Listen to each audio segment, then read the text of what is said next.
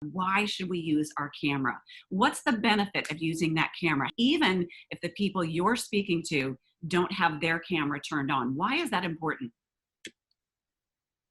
Because we're trying to connect. Eye contact, the visual. Yep, it certainly makes it more personal, a lot more personal.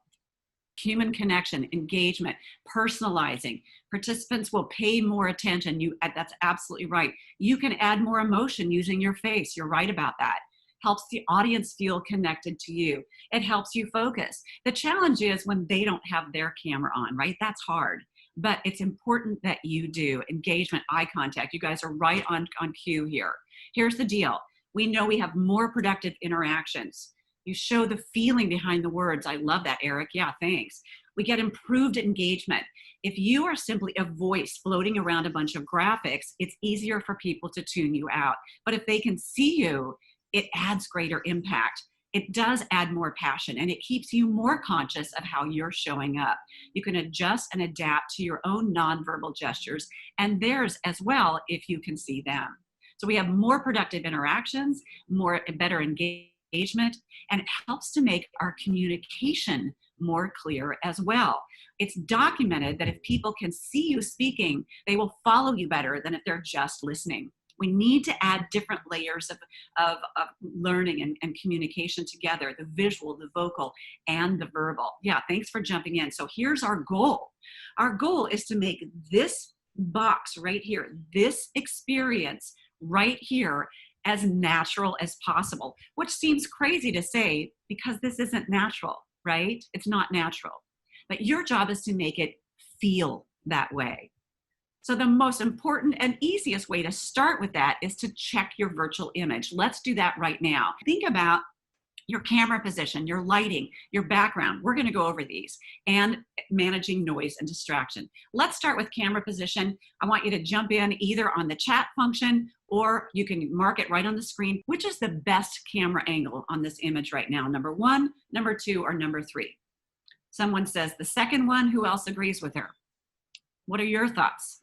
So we've got number 2, we've got a couple of number 1s, we've got 2s showing up, a lot of number 2s, got several number 1s showing up. It's a dead heat for number 1. I see someone else saying the third one is better. Is it 1? Is it 2? Is it 3? What do you guys think? Really look at that and think about 1 or 2. 1, 2, yeah, pretty much a dead heat. Only have a couple of 3s showing up. Everyone's pointing at number 2. All right, here's the answer, people. It's number 1. The best position is straight ahead. Why?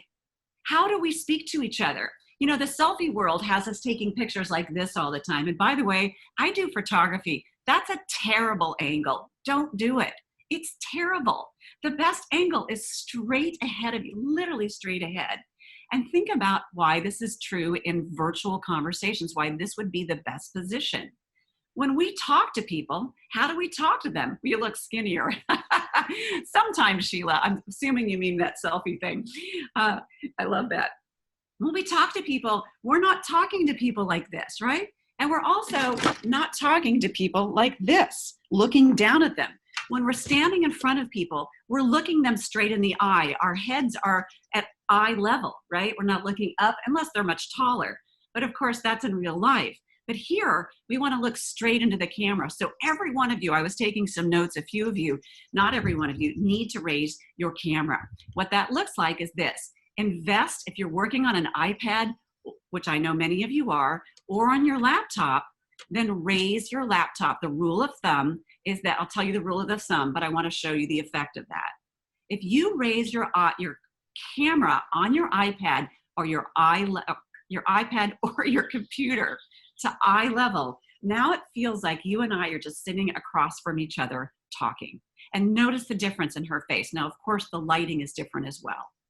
But just notice the difference in how that changes her. We look like we're just having a conversation. So here's that rule of thumb.